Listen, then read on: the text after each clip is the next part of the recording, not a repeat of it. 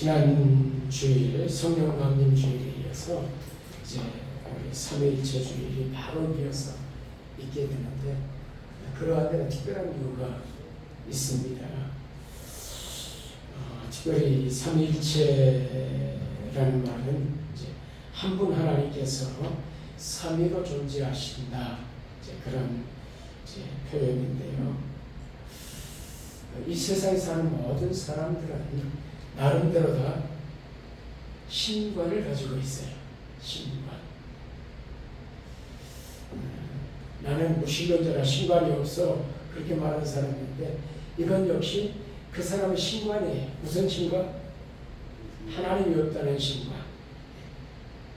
신관이 없는 게 아니라 무신론의 신관을 가지고 있는 것이죠.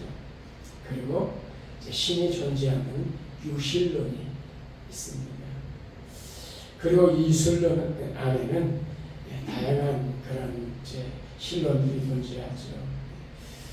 봄신론을 비롯해서 다신론, 여러 이제 신관들이 존재하는데 이것과는 다르게 하나님 신은 오직 한 분밖에 없다. 단일신론 또는 유일신론이라고 불리는 신관이 있습니다. 저와 여러분이 가지고 있는 신관인데요.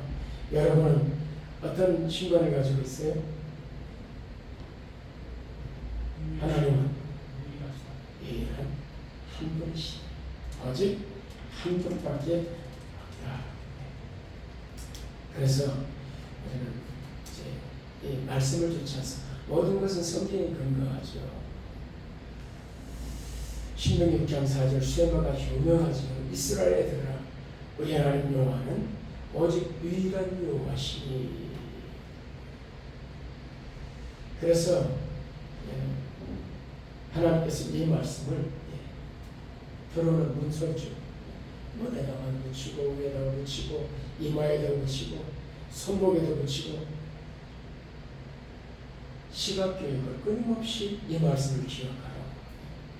하나님은 유일한 하나님, 오직 한 분이시다.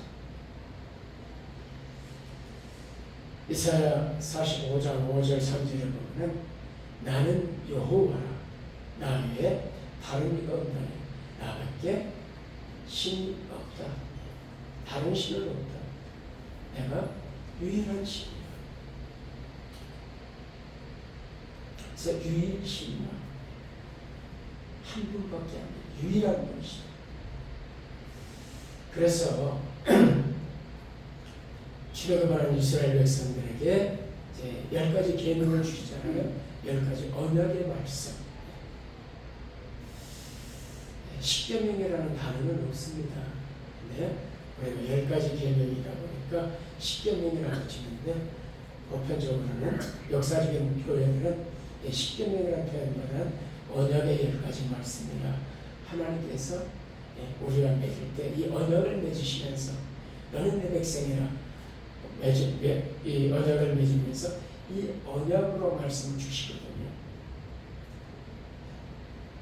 그래서 나는 너를 애굽 종되었던 집에서 인도하여 낸 내 하나님 여호와라. 이걸 근거로 해서 그 다음에 말씀이 이어지거든요. 너는 나 외에는 다른 신들을 내게 두지 말아라. 이게 첫 번째 계명이죠. 첫 번째. 가장 중요한 계명. 나만 섬기라는 것이죠. 유일하신 하나님 여호와 이분만이 예배의 대상이시고 섬김의 대상이시에요. 그래서 이에 나온 뒤에 나온 형상을 만들지도 말고 절하지도 말고 그럼 어떻게 이 하나님을 섬길 거냐 하는 방법들이 이어서 나오고 그리고 이제 사경의 안식일에 예배하는 날에 관한 부분에서 말씀을 주시죠. 그래서 우리는 이 말씀, 이 믿음의 토대 위에서 하나님은 아직 한 분이시다. 유일신력을 가지고 있습니다. 우리만이 아니라 유대인들도 그리고 이슬람도 대표적인 이제 단일 단일신이라 또는 유일신이라.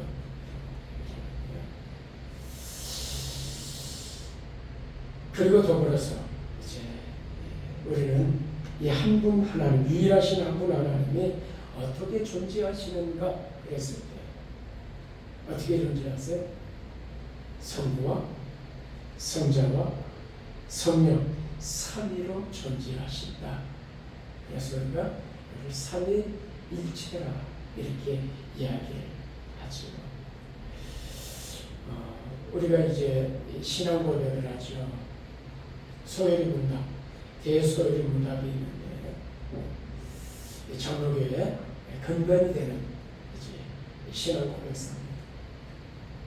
거기 소요리 문문에 보면 이렇게 우리의 교리를 정리합니다.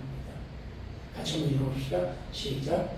삼위는 하나님이시며 본체는 하나요 권능과 영광은 동등하시다. 삼위 하나님, 삼위가 동등하시다. 삼위로 존재하시지만은 한 분 하나님이시다. 참 이해가 쉽지 않은 그런 이제 내용인데요. 역사 속에서 이런 도표를 가지고 설명해서 주보에 제가 앞면에다 놨으니 글씨가 잘 나니까 이제 삼일째 이 주보 앞면을 보시면 성부도 하나님이시다. 성자도 하나님이시다. 성령도 한 분 하나님이시다. 이 한 분이 그런데 삼위로 존재하시기 때문에 성부가 성자가 아니다. 성자는 성령이 아니다. 성령이 성부도 아니다. 각각의 이제 인격을 가지시고 한 하나님 안에 존재하십니다. 이게 이제 삼위일체인데 이게 설명이 완벽하지 않아요. 삼위일체는 뭘로 설명해도 완벽하지 않습니다. 그래서 이제 이 바울이 고린도전서에서 고린도 13장 그런 이야기예요. 우리가 지금 보는 것은 신이하지만 거울을 보는 것이 신이야. 그 당시 거울은 청동 거울이었거든요. 갈아가지고 저희가 어렸을 때 이렇게 그 거울도 많이 없었지만은 거울을 이렇게 보면 막 크게도 보이고 넓게도 보이고 지금 거울들은 아주 정확하게 잘 보여주지만 저희 어렸을 때 보면 왜 이렇게 찌그러져 보이고 앞으로 보이고 길게 보이고 그랬는데 2000년 전에 있었던 이 거울은 우리 어렸을 때 거울과는 비교도 안 되게 이렇게 정확하지 않던 거울이죠. 아주 신기하게 보이던 그런 청동 거울을 쓴 그런 방식이 그렇게 보는 것처럼 우리가 때로 어떤 성경의 내용들이 또 하나님 나라 우리가 믿고 있는 하나님의 나라 이 모든 것들이 아주 환하게 눈에 보이지 않지만 희미하게 보이지만 그날 그때가 되면 우리가 눈으로 보면 앞에서 직접 보는 것처럼 아주 환하게 보일 것이다. 그때를 사모하며 지금 삽니다. 그때 가면 이 삼일체가 정확하게 아주 환하게 드러날 것입니다. 그러나 이제 완벽하지는 않지만 이 개념들을 성경을 통해서 모든 교리들은 성경 안에서 나오거든요. 그래서 이제 성경을 통해서 하나하나 좀 풀어갈 텐데요.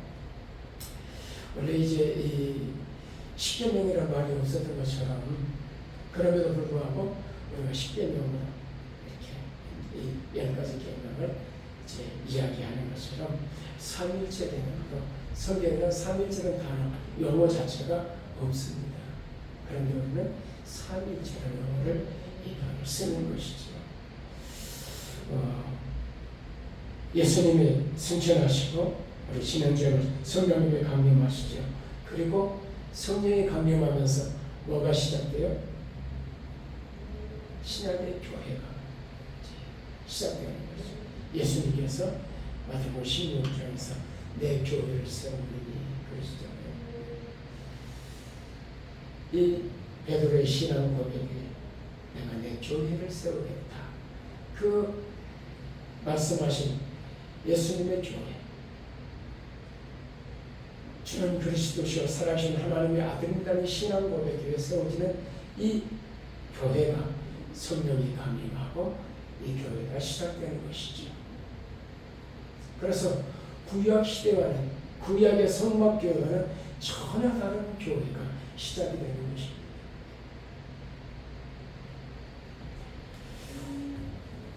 그러면서 이제 성령이 임하시고 성령의 주도하에서 이 교회가 진행이 돼가고 확장돼 가고 됩니다. 그게 사도행전의 이야기입니다. 그게 신약 성경의 이야기입니다. 즉, 이 신약 시대에는, 특히 신약 교회들은 성령께서 주도적으로 세우시고 그리고 부흥시키시고 성도들의 마음을 여시고 예수 영접하게 하시고 하나님께서 계획하신 구원 사역이 예수님께서 십자가에서 피 흘려 죽으심으로 구원 역사를 성취하시고, 그러나 성령님이 오시지 않았다면 이 구원 사역이 효력이 발생되지 않아요. 예수 성령님께서 이 사실을 우리의 마음을 열어서 믿게 하시고 그리고 이 땅에서 성령과 함께 살아가도록 이 모든 역사들이 성령님을 통해서 이루어지기 시작하거든요. 그래서 많은 분들이 이 시대를 어떤 시대라고 불러요? 성령 시대라 그렇게도 부르죠. 완벽하진 않아요. 이 표현도 자칫하면 또 오해가 될 수 있는 그런 소지가 있는 표현이기도 해요. 그러나 어느 시대 성령께서 주도적으로 역사하시지만, 삼위 하나님이 역사하시지만 표면에 전면에 등장하시는 분은 성령 하나님이십니다. 예수님이 육신을 입고 이 땅에 오셨을 때 전면에 이 성자 하나님이 전면에 등장하시죠. 그런 것처럼 예수님이 승천하시고 이제 성령이 오신 이후에 성령께서 모든 사역들을 주도적으로 이끌어 가시고 그리고 성령께서 역사해 가시고, 그래서 성령님이 이 시대를 사는 우리에게는 성령님을 이해하는 굉장히 중요한 일이에요. 보편적으로 제가 이 성경에 관한 설교를 하면 보통 5편 내지 6편을 한 편으로 나누어서 설교를 이어서 합니다. 그런데 이제 이 삼일체에 관한 부분이 바로 삼일체주의에 나오기 때문에 오늘 설교하지 않으면 삼일체를 설교하기가 쉽지 않아요. 그래서 오늘 이제 이 삼일체에 관한 말씀을 나누게 되는데요. 이 초대교회 당시에 성령이 오시고 이 신약의 교회가 시작될 때 그 초대교회 구성원들이 누구였습니까? 어떤 사람들이 구성원들이었어요? 유대인들이었어요. 유대인. 구약 성경을 가지고 있다. 구약 성경을 외우다시피 하는 그들이 이제 이 교회에 합류됐거든요. 교회 이제 주류가 됐어요. 외국에서 온 사람들도 절기를 지키러 왔거든요. 구약에 이 하나님께서 지키시라는 절기를 지키기 위해서 오순절에 절기를 지키고 왔던 사람들이에요. 그들이 이제 이 교회에 이제 합류해서 교회 구성원들이 됐습니다. 그래서 그들은 구약의 개념을 갖고 있던 사람들입니다. 우리 한국에 이제 선교사들이 와서 처음 복음이 전해질 때에 새벽기도는 어느 교회, 어느 나라만 있는 거라면 한국 교회에서 시작이 됐어요. 파편적으로. 왜냐하면 한국의 특별한 이 신앙, 새벽에 정한수를 떠났고 그런 고유한 그 신앙들이 있었거든요. 이렇게 교회가 들어오고 신앙이 이 복음이 전해지면서 한국의 토대 속에서 이제 하나하나 정착되고 시작하는 것이죠. 유명한 우리 신학교 교수님이셨던 가나베 교수님이나 외국에서 오신 교수님들이 승책의 표지에 보면 담배를 딱 파이프 물시고 그런 이 책 표지들이 있어요. 이분들은 자기 나라에서 모였다는 얘기, 담배 피시던 분들이에요. 목사님이죠. 한국에 와서 한국 교회는 담배와 술 때문에 쩔어가지고 이 나라가 망하게 생겼으니까 아야 술 보지도 말라 이런 노래를 지어가지고 찬송가에 들어갔어요. 이런 내용들. 술 담배를 아끼가게 금하고 본인들도 끊으시고 근데 본국에 가시면 다시 피시거든요. 그러나 한국 교회는 와서 그분들이 이 한국 교회의 어떤 이 전통을 써가시면서 성경에 담배 피지 말라는 말이 없지만 여러분들이 이 나라와 백성들을 위해서 담배를 끊도록 하고 술을 끊도록 하고 이게 한국에 너무 많은 피해를 주기 때문에 이러한 이 전통 속에서 오늘날 우리 세력가들이 서약하고 그런 전통 안에서 우리가 신앙생활을 하는 것이죠. 초대교회 때 제일 큰 이단이 뭐였냐면은 유대교적 이단이었어요. 갈라디아서라는 놈은 모든 성경들 대부분 이 문제를 당해요. 왜냐하면 유대인들이 근간이었기 때문에 이들이 강조하는 게 뭐냐면 그래 예수 우리 믿어. 예수 믿어서 제사를 받고 구원받았는데 그런데 구약의 율법도 지켜야 돼. 할례도 받아야 되고 이걸 강조하니까. 그래서 골로새서라든가 절기와 이러면 다 그림자다, 다 지나갔다, 폐해졌다 끊임없이 이야기를 하면서 이 유대교 이단과 끊임없이 싸우는 내용이 복음서에 성경에 기록되는 거예요.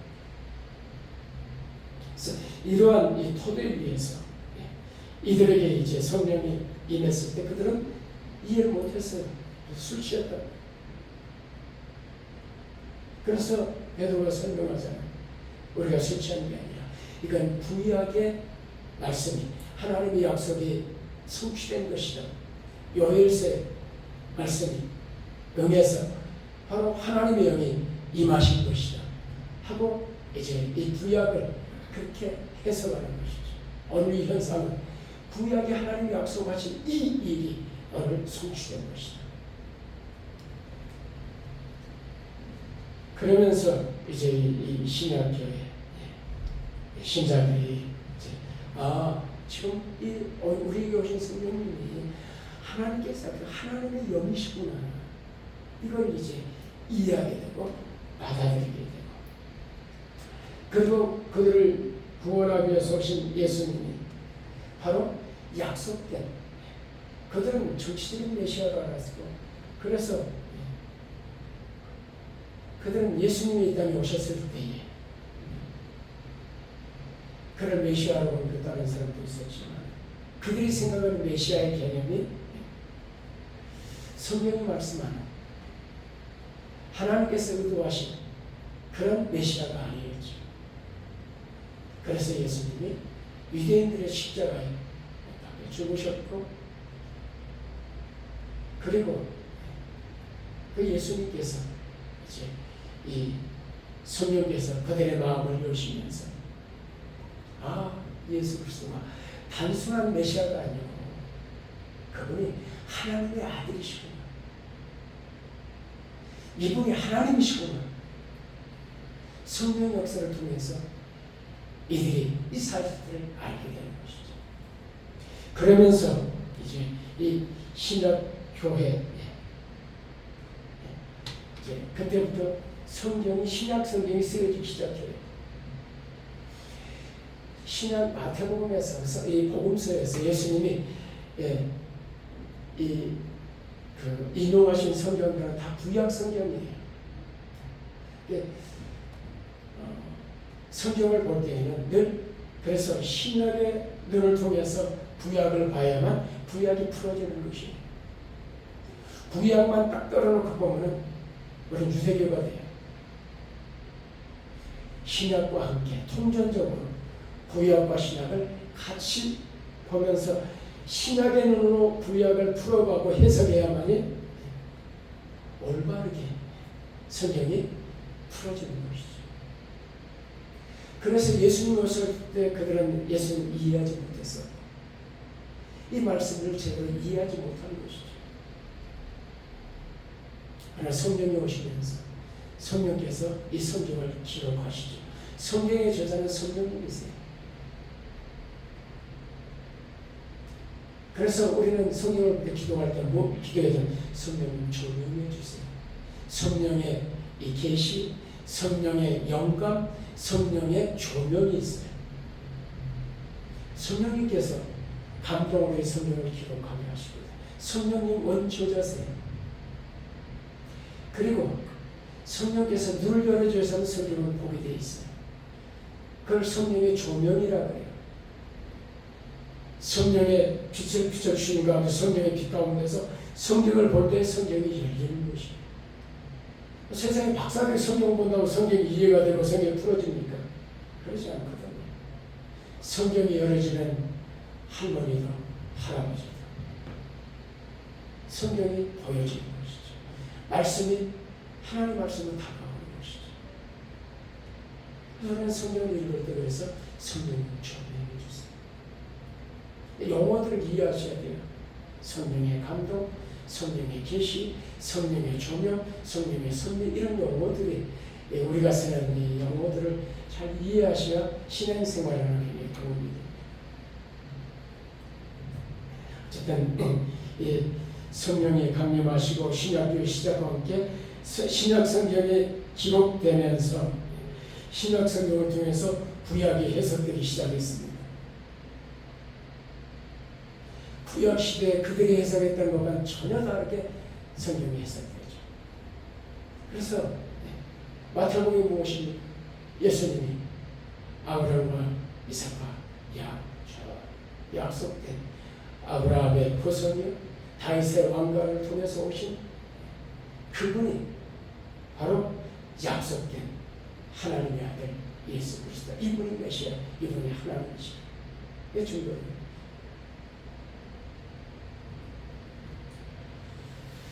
오늘날 우리에게 신약 성경이 있다는 어마어마한 복입니다. 구약 시대에도 이 성경이 구약 39권, 지금 이 유대인들은 39권의 성경을 이제 이 하나님 말씀으로 받았죠. 그러나 사마리아, 북쪽에 있던 사마리아에 그들은 이제 그 그리신산의 성전이 있었거든요. 요한복음 4장에 보면 사마리아 여인과 예수님과 대화가 나오죠. 우리는 이 산에서 예배하는데 당신들은 하면서 어디서 예배해야 되느냐 묻지. 그때 그 여인이 말하는 그리신산에 있는 성전, 그때 그림산이 사마리아 수도였거든요. 사마리아 북왕국의 수도였어요. 망하고 아수리아 망하고 그리고 아수르가 다른 이민족들 여기다 집어넣었어요. 식민 전체 집어넣어가지고 헛수가버린 것이죠. 그래서 이제 혼혈족이 된 거예요. 그래 남유다 사람들이 이들과 상종을 하는 거죠. 그런데 이 사마리아 쪽에도 그러니까 여러분들이 이제 이 에스라서나 느헤미야서나 보면 이스라엘 백성들이 포로에서 풀려나가지고 돌아왔을 때 성전을 지을 때 야 우리가 청년해달라고 할 때 남유다 사람들이 너희는 그래 상관없어. 근데 그들이 아니야 우리도 하나님 믿어. 그러니 같이 성전 짓자 그러는데 그들에게 북왕국에도 성전이 있었고 하나님을 섬겼어요. 그런데 그들은 어떤 성경만 가지고 믿어내냐. 지금까지도 그렇지만 사마리아 저들은 모세 오경만 성경으로 인정했어요. 모세 오경만 가지고 신앙생활을 하는 거예요. 남유다 사람들은 39권 구약의 39권 전체를 다 하나님 말씀을 받아서 그 말씀 가지고 살아가지만 그러니까 오늘 이 시대에 사는 우리들은 신약 시대를 거치면서 신약 시대 초기에 그 신자들은 신약 성경이 없었습니다. 한 권 한 권씩 씌워지기 시작했고, 그리고 이것들이 모여져 가지고 정경을 이루어서 오늘날 우리가 가지고 있는 27권의 성경과 66권의 성경이 우리 손에 들려지게 된 것입니다. 오늘 시대에 사는 우리는 어마어마한 복을 받는 것입니다. 왜냐하면 그 시대 사람들 전혀 이해하지 못했던 것을 우리 이해하고 있습니다. 그래서 이 하나님의 계시는 점진적이라 그렇게 이야기해요. 이 말은 무슨 말이냐면 이 점에서부터 시작해서 점차 이렇게 밝혀지는 거예요. 오늘 우리는 이만큼 밝혀진 데 있는 거예요. 요한계시록을 통해서 하늘이 어떤 것인지 우리가 알고 있잖아요. 구약시대는 몰랐어요. 사실. 신약 초기의 성도들은 잘 알지 못했어요. 그럼에도 불구하고 그들은 순교하면서 신앙을 지켜갔거든요. 오늘 우리가 이 생각을 갖고 있다는 것은 아마 복이라는 사실을 이게 보통 복이 아니에요.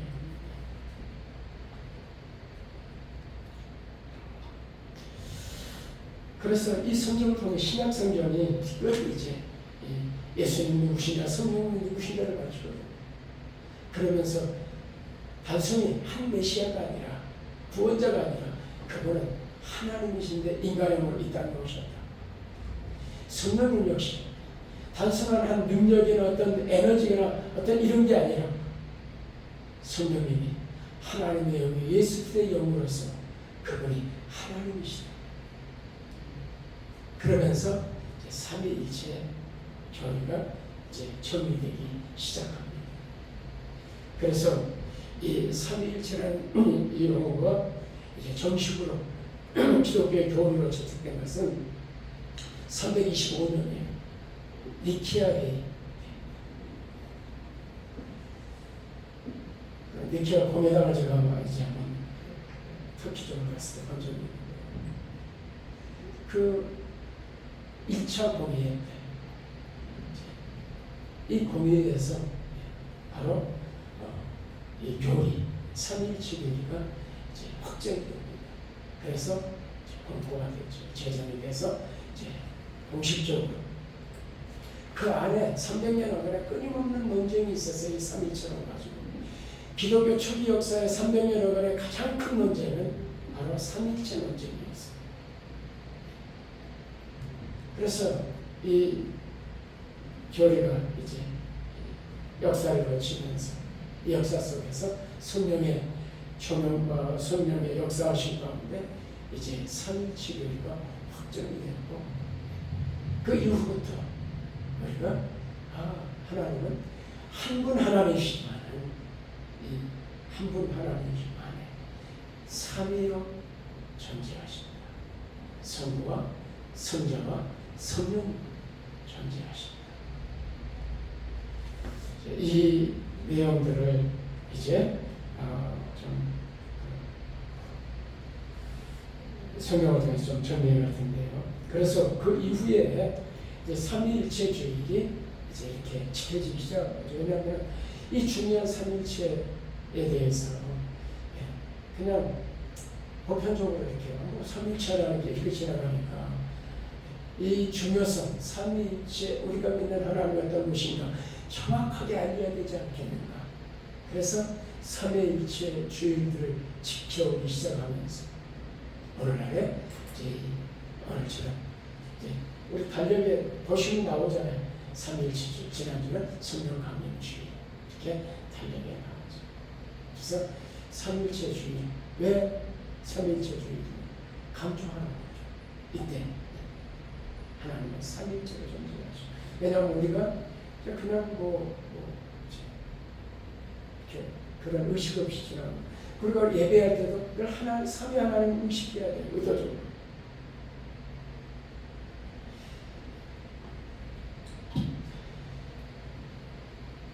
이제 우리 이 신앙생활 속에서 그래서 역사적으로 이 기독교의 공예배, 공적인 예배, 주일 예배, 이 공적인 예배 때는 의도적으로 삼위 하나님을 찬양했어요. 그걸 우리가 송명이에요. 여러분 이제 이 찬송가, 송명이라는 말 좀 제가 좀 설명드릴게요. 송명이라는 독설로제라는 말인데요. 이 말이 독사는 이제 헬라어 영광이라는 말이고요. 로고스는 잘 아시다시피 여러분 제 말씀인데 이 두 단어가 합쳐진 건데요. 영광의 말씀이에요. 그래서 이제 이 송명, 이 삼위 하나님을 찬양하는 이 송명이 찬송가 제일 앞에 기록을 보세요. 찬송가 여러분 보세요. 1장부터 한번 보세요. 만복의 근한 하나님 온 세상 백성 찬송 드리고 저천사여 찬송하세 찬송 성부 성자 성령 아멘. 누구를 찬양해? 누구를 높이고 있어요? 저희는 지금까지 뭐 이렇게 밥 먹을 때마다 첫 찬양, 이 찬양, 만복의 근한 그리고 기도하고 밥 먹을 때. 이 장면 보세요. 제목이 뭡니까? 찬양 성부 성자 성령. 자 거기 보시면은 다 그 숫자가 보시면은 뭐라고 써져 있어요? 송명이라고 써져 있죠. 송명 작은 글씨로. 3장도 보세요. 송명이라고 되어 있고 밑에 보면 송명 우리 아래 밑에 우리 아래 다 송명이라고 써져 있어요. 작은 글씨. 그리고 3장도 성부 성자 성령이에요. 4장도 성부 성자 성령. 5장 이천지가 맞물고 찬양 성부 성자 성령에서 이 삼위 하나님을 찬양. 6장도 마찬가지. 6장에는 이제 이 만왕이와 삼위 하나님 등장하지 않죠. 역시 하나님 찬양. 7장도 제목이 성부 성자 성령이. 그리고 송명이라고 되어 있죠. 8장부터는 거룩 여기 밑에 뭐라고 적혀 있어요? 위에나 밑에 작은 글씨로 경배라고 되어 있죠. 이게 경배송이에요. 그래서 옛날 예배 찬송 때는 반드시 예배를 시작하고 끝날 때 송명으로 시작해요. 송명으로 끝이 나요. 그리고 예배 앞에 부르는 찬송들이 다 이 8장 이하 이런 찬송들을 불렀어요. 이 예배 찬송이 경배송으로 되는 것이 하나님을 직접 높이는 찬양입니다. 그래서 8장, 10장 오늘 우리가 불렀던 전명하셔서 삼위 하나님을 찬양하는 거죠. 쭉 보면 경배가 몇 장까지 나와요? 17장까지 보면 경배라고 되어 있어요. 그 이후에 18장보다 벌써 밑에 보면 뭐라고 나와요? 위에나 밑에 보면 찬양이라고 나오죠. 우리가 경배와 찬양, 찬양 어디까지가 찬양인 것을 41장까지. 그러니까 주로 예배 때는 이 앞에 41장까지의 찬양들이 예배 전반부에 불려졌습니다. 그래서 주로 이제 이렇게 삼위 하나님을 찬양, 성령을 통해서 예배 시작과 끝에 성령을 부름으로 삼위 하나님을 의도적으로 높이면서 그런데 이런 전통이 점차 사라져가죠. 그러면서 삼위 하나님에 대한 의식이 약해져요. 그래서 저도 오늘 특별히 이 삼위일체, 이 주일하면 이런 소리를 하기 쉽지 않으니까 다시. 그래서 왜 찬송가에 이렇게 1장에서부터 제일 앞에 이 소명이 있고 경배가 있고 그런가? 왜 소명을 우리 역사적인 기독교가 불러왔는가? 이런 것들에 대해서 말씀드립니다. 삼위일체, 우리가 지금 우리 예배를 받으신 분이 누구다? 삼위 하나님이십니다. 이걸 의식해, 의도적으로 의식해야 돼요.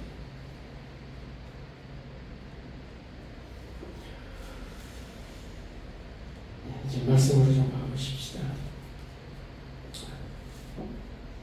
왜 성경은 그럼 삼위일체는 영혼 없지만 삼위일체 하나님은 어떻게 드러나고 있는가 하는 거죠. 1장 26절 같이 읽어보자. 시작. 하나님의 이르시되 우리 형상을 따라 우리의 모양대로 우리가 사람을 만들자 하면 우리 이건 복수 표현이죠. 그래서 이제 물론 여기에 삼위 하나님의 협의 그리고 이미 창조됐던 천사들이 같이 이렇게 봅니다. 그래서 성삼위 하나님과 이미 하늘에 있던 천사들 이미 존재했던 우리 인간보다 먼저 존재했던 이 영예세계 천사들과 함께 우리의 형상을 따라 우리의 모양대로 이렇게 학자들이 신학자들이 해석을 해가고 있습니다. 범죄한 이후에 창세기 3장이죠. 타락한 그들을 가리켜 말씀. 여호와 하나님이 이르시되 보라 이 사람이 선악을 하는 일에 우리 중 하나같이 됐다 그래요. 우리 중 우리가 중 하나같이 선악을 알게 된다 그러죠. 우리라는 표현을 쓸 때 이 우리라는 표현이 누구겠느냐 할 때이죠.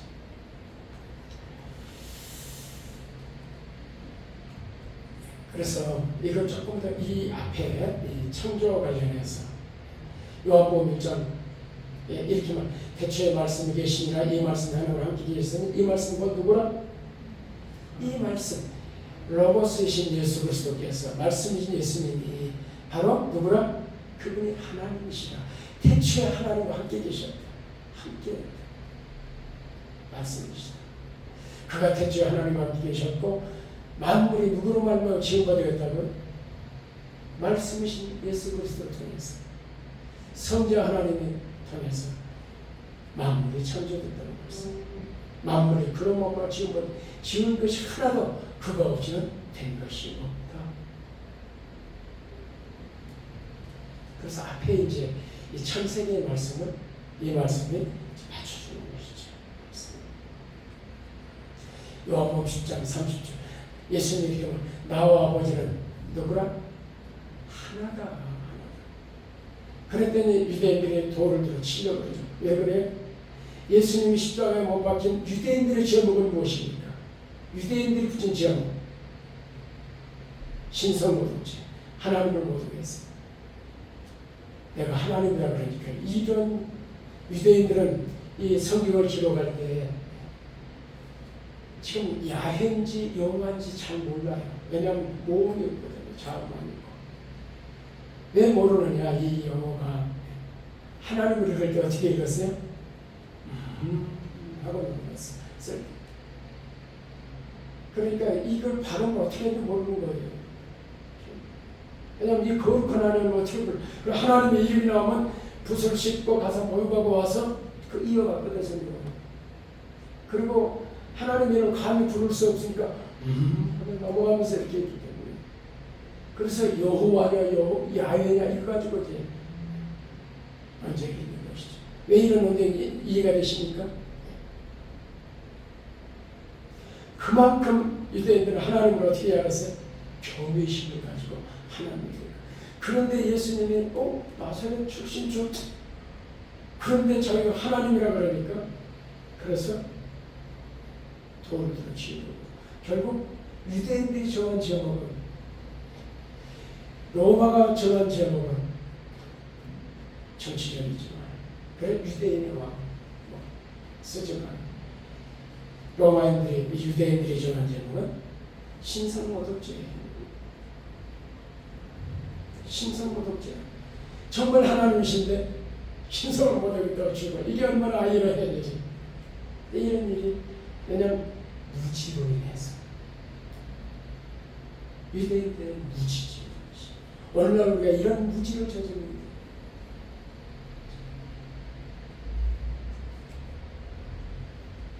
요한복음 10장 예수님 아버지가 창세전에 내가 아버지와 함께 했던 영화로서 그래.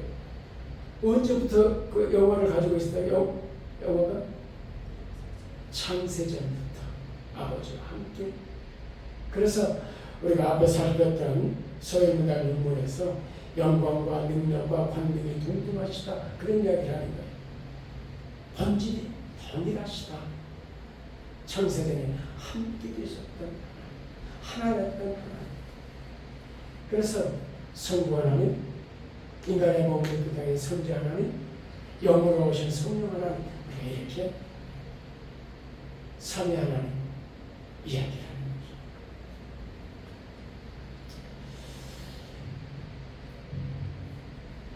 그리고 가장 이제 극명하게 한 자리에 이 삼위 하나님이 등장하는 모습, 삼위일체이신 하나님이 세 모습이거든요. 마태복음 예수님이 육체로 세례받을 때 예수 성자 하나님이시죠. 가로는 제가 할 거예요. 세례를 받으시고 물에서 올라오시면서 하늘이 열리고 하나님의 성령이 성령 하나님이죠. 비둘기같이 예수님의 소통, 예수님은 그런 이제 표현할 때 자기 임하심을 보더니 하늘로부터 소리 있어요. 누구의 소리? 성부 하나님의 소리. 말씀하신 이는 내 사랑하는 아들이요 내 기뻐하는 자라. 한 자리에 뭐가 다 있어요? 육신으로 입고 이 땅에 오신 성자 하나님, 비둘기처럼 성령, 그리고 하늘에서 하나님 성부하는 음성이 이 자리에 이러한 이 말씀들을 통해서 한 하나님, 유일하신 한 하나님이신데 존재 방식이 바로 성부 하나님, 성자 하나님, 성령 하나님으로 존재하시는구나. 이렇게 이제 성경을 통해서 교리들이 확정되어 가는 것입니다. 그래서 예수님께서 제자를 벗어나면서 그러나 가서 모든 명 제자로 삼아 아버지와 내 성령 세대를 베풀라고 말씀하시고, 그리고 지금 우리가 늘 축도할 때 뭐에 근거해서 하는가? 이 말씀에 받침을 입니다. 시작. 주 예수 그리스도의 은혜와 하나님의 사랑과 성령의 교통하심이 너희 무리와 함께 있을지어다. 함께 있을지어다. 그래 찌어다냐 뭐냐 논란이 있는데 그냥 이대로 이 말씀 그대로 하는 거예요. 그래서 저희는 너희 무리와 함께 있을지어다 이렇게 축도를 하는 거예요. 초나온 나이가 아니고 이대로 하자. 우리 교단 성경이 있는데 오늘도 이 축도 관계를 마칠 텐데요. 오늘 본래 풀려고 했던 이 본문, 이 요한복음 14장의 말씀은 풀지 못합니다. 아마 다음 주에 말씀드리고 한 절만 제가 말씀드리겠습니다. 그걸 본문에 같이 읽습니다. 시작. 그날에는 내가 아버지 안에 너희가 내 안에 내가 너희 안에 있어서 너희가 알리라. 예수님이 아버지 안에, 우리가 예수님 안에, 예수님이 누구 안에? 우리 안에. 그러니까 삼위 하나님이 어디에 계시느냐? 우리 안에 계시죠. 그래서 성령이 우리를 성전상고 들어오실 때 성령은 누구세요? 하나님의 영이자 예수 그리스도의 영이세요. 성령이 오시면 누가 오시는 거예요? 삼위 하나님 우리 안에 오시는 거지. 이 자리에 내가 너희와 함께 있겠다 할 때 여기 누가 계세요? 삼위 하나님 이 자리에 있는 것이에요.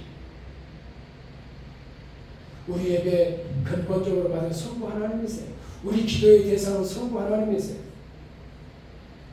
성령의 은혜 가운데 우리가 기도하게 되고, 그리고 성부 하나님 우리 기도의 대상이고, 예수 성자 하나님 예수 이름으로 우리가 그 공로를 가지고 기도하는 것이죠. 그런데 어린아이들이 어떻게 기도해요? 예수님 우리 기도 들어주세요. 예수님 기도. 그러면 야 대상이 틀렸어. 하나님 앞에 이러십니까? 성령님 그래도 되고 예수님 하고 기도해도 되고. 왜? 삼위일체로 존재하시고 삼위 하나님이시기 때문에 그렇습니다. 오늘 이 자리에 우리 예배를 삼위 하나님 받으시고 우리는 삼위 하나님을 섬기는 것입니다. 삼위일체가 되신 하나님 의도적으로 의식하시고 사랑하시길 바랍니다. 네. 감사합니다. 은혜 주셔서 이 삼위일체 주일에 삼위일체 이 교회의 형성 과정부터 그래서 성경이 어떻게 하나님 삼위 하나님 말씀하고 있는지 함께 나누었습니다. 이 땅에서 우리가 옛날 청동거울을 보는 것처럼 희미하고 뭔가 그렇지만 그러나 그날 우리가 환하게 알게 될 것이고 보게 될 것입니다. 그날을 기대하고 사모합니다. 예수님의 이름으로 기도하옵나이다. 아멘.